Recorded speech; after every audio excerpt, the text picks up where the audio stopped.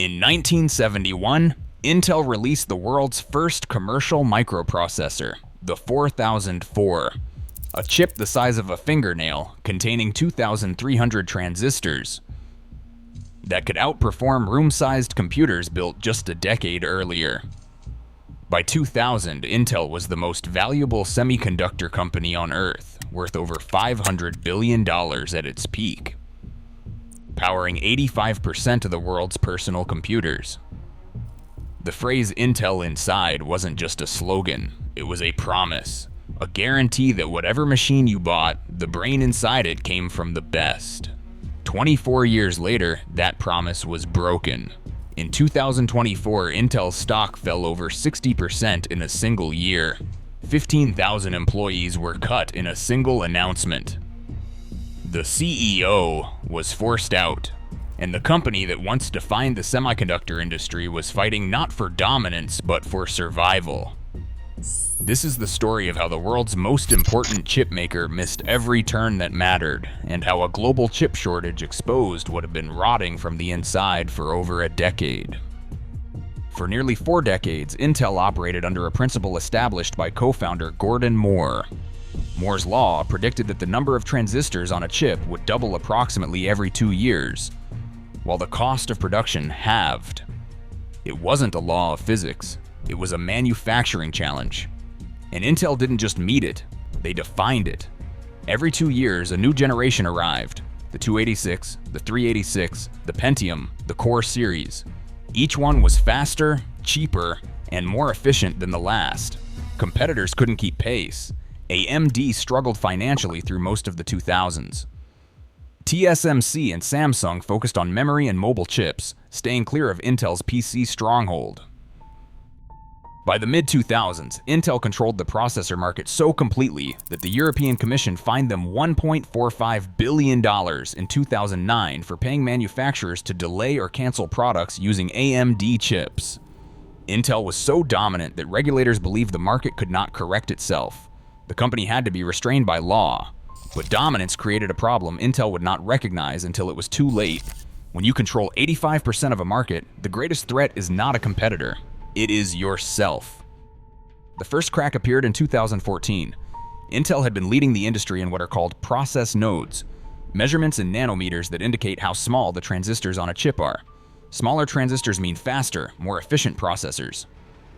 Intel had led this race for decades, moving from 90 nanometers to 65, then 45, then 32, then 22. Each jump arrived roughly on schedule. Intel launched 14 nanometer chips in 2014, right on time.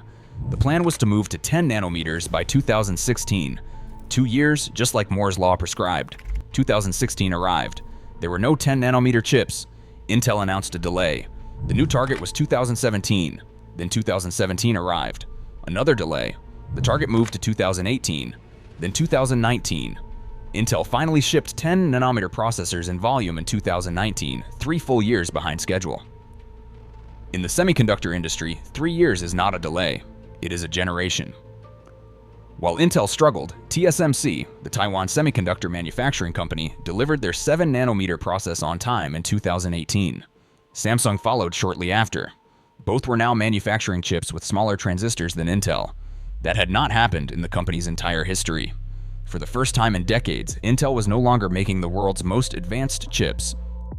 Chief Executive Officer Brian Krzanich oversaw much of this period. Under his leadership, Intel prioritized profitability over process advancement. The company extracted maximum revenue from each manufacturing generation before investing in the next one. Wall Street rewarded this approach. Margins stayed high and quarterly earnings met expectations. Shareholders were satisfied, but the manufacturing gap widened with every passing quarter.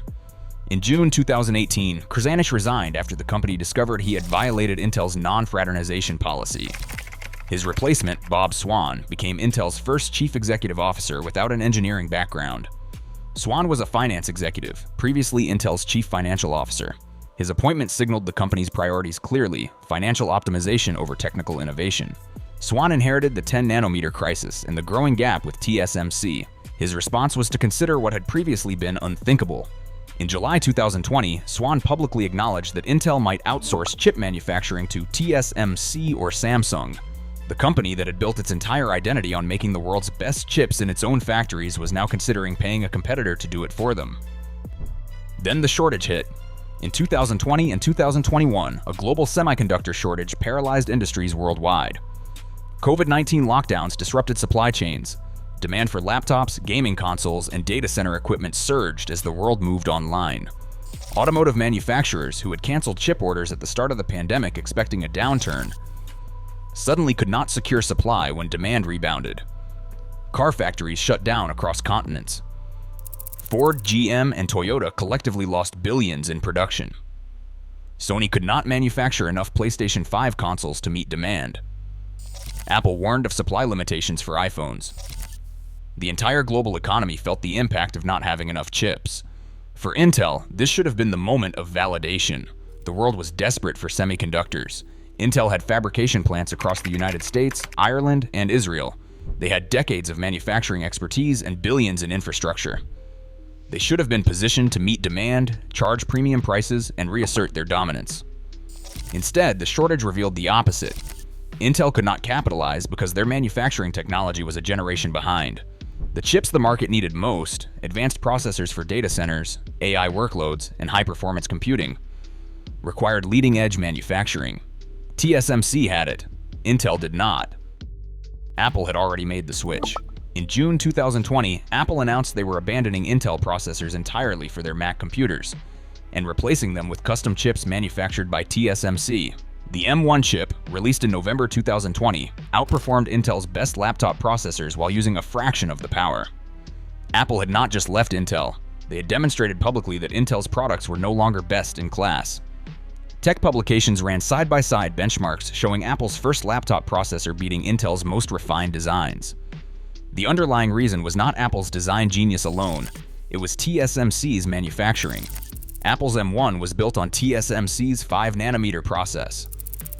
Intel was still shipping most products on 14 nanometers, the same node they had launched in 2014. 6 years on the same manufacturing process in an industry defined by constant advancement.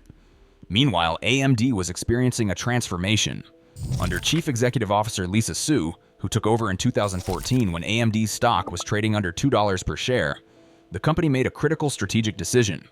Rather than compete with Intel on manufacturing, AMD outsourced all chip production to TSMC.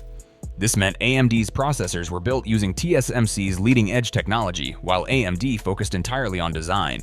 The results were dramatic.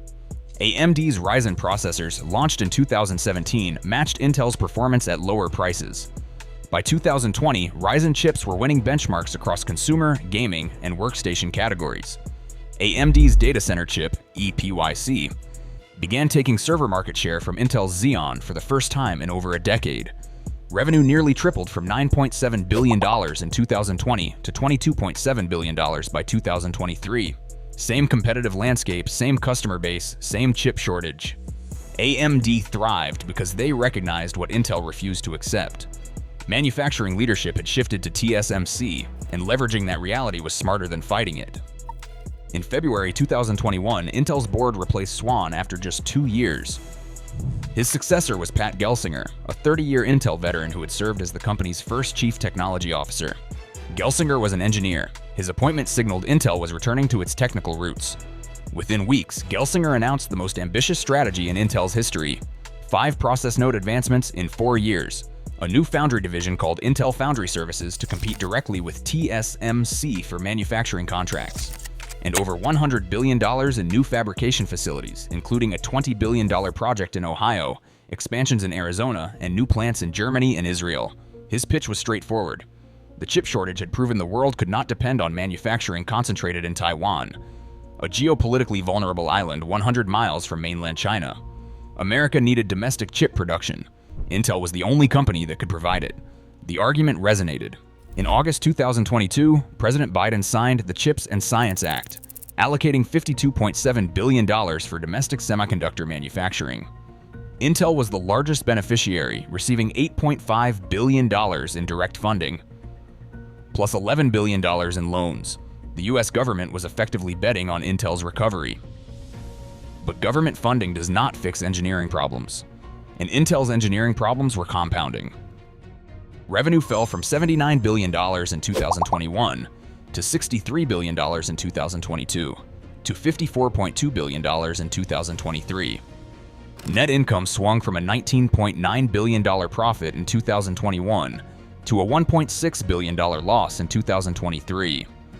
Meanwhile, the AI boom had reshaped the entire industry. ChatGPT's launch in November 2022 created explosive demand for GPU-based computing. NVIDIA's data center revenue surged from $15 billion to $47.5 billion in a single fiscal year. Their market capitalization briefly exceeded $3 trillion. Intel had an AI chip, the Gaudi accelerator, acquired through a $2 billion purchase of Habana Labs. But customers overwhelmingly chose NVIDIA. In the AI arms race, Intel was not second place. They were not even part of the conversation. Gaudi was not the answer. Jensen Huang had spent over a decade investing in GPU computing for AI workloads before the market existed. When the moment arrived, NVIDIA was already there. Intel was still preparing. In August 2024, Pat Gelsinger announced the restructuring. 15,000 jobs were eliminated. The dividend was suspended for the first time in 32 years. He called it the most gut-wrenching decision of his career. The stock fell another 26%. Intel Foundry Services was losing $7 billion annually, with almost no external customers. The factories being built had no confirmed demand to fill them. On December 1st, 2024, Pat Gelsinger departed Intel. The company said he retired. Multiple reports indicated the board forced him out after losing confidence in the turnaround's pace. The man Intel hired to be its savior was gone before his strategy could be fully tested. The Ohio factories were not built. The 5-node roadmap was not complete. The foundry had no major customers. In March 2025, Intel appointed Lip-Bu Tan as chief executive officer. Within weeks, more restructuring was announced. The German factory was paused.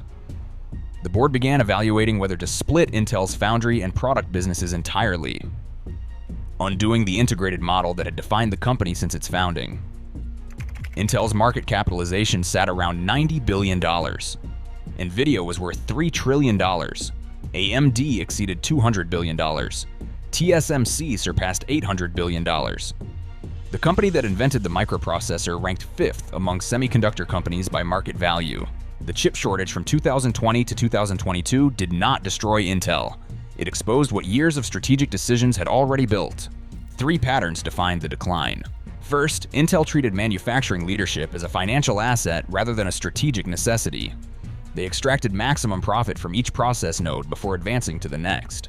When TSMC surpassed them, recovery required years and tens of billions of dollars. You cannot sprint a marathon. Intel had been walking while competitors ran. Second, Intel dismissed every major computing transition until it was too late to lead it. They missed mobile when ARM-based chips won smartphones because Intel's processors consumed too much power. They moved slowly into cloud, letting AMD and custom chips gain footing in data centers.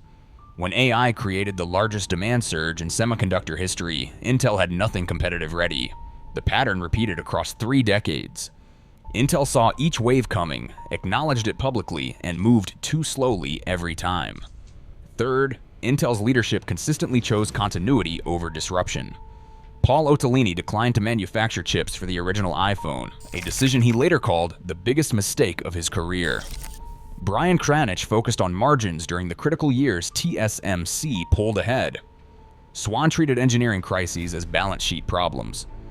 By the time Pat Gelsinger arrived with a genuine transformation plan, the hole was too deep to fill in a single tenure.